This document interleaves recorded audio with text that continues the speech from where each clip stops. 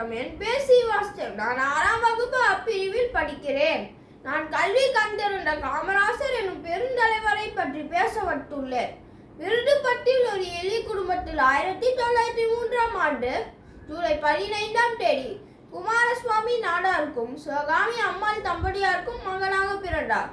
கடுமையான வறுமை மற்றும் குடும்ப சூழல் காரணமாக தனது பள்ளி கல்வியை பாதியிலே நிறுத்திவிட்டு தனது 12ஆம் வயதில் வேலைக்கு சென்றார். அவர் சுதந்திர போராட்டங்களில் ஈடுபட்டு பல முறை சிறைக்கும் சென்றுள்ளார். 1954 முதல் 1963 வரை தமிழ்நாட்டின் முதலமைச்சராகி ஏழை எளிய மக்களை ஒளியேற்றியவர்தாம் நம் கர்ம வீரர் காமராசர்.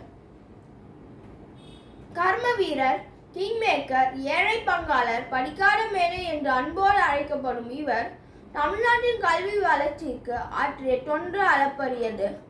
ஆங்கிலேயர் காலத்தில் மூடப்பட்டிருந்த பல்லாயிரக்கணக்கான பள்ளிகளை மீண்டும் திறந்தார் காமராசர். குழந்தைகள் பள்ளிக்கு செல்ல வேண்டும் என்று இலவச கல்வி, இலவச மதிய உணவு திட்டம் மட்டுமின்றி சீருடையும் வழங்கினார். ஒவ்வொரு கிராமத்திலும் ஒரு பள்ளிக்கூடம் இருக்க வேண்டும் என்று ஆயிரக்கணக்கான பள்ளிகளை திறந்து கல்வி கண்டிருந்தார் என்ற அழியா புகழையும் பெற்றார். எளிமையான உடை, நேர்மையான ஆட்சி, ஏழை மக்களின் சிரிப்பில் இறைவனை கண்ட மாமனிதர். ஒரு மனிதன் எவ்வாறு வாழ வேண்டும், எவ்வாறு அரசியல் செய்ய வேண்டும் என்று எடுத்துக்காட்டாக விளங்கினார் நம் கர்ம வீரர் காமராசர். 1976ஆம் ஆண்டு இந்தியாவின் மிக உயரிய விருதான பாரத் ரத்னா விருதை காமராசரின் மறைவிற்கு பிறகு இந்திய அரசால் வழங்கப்பட்டது.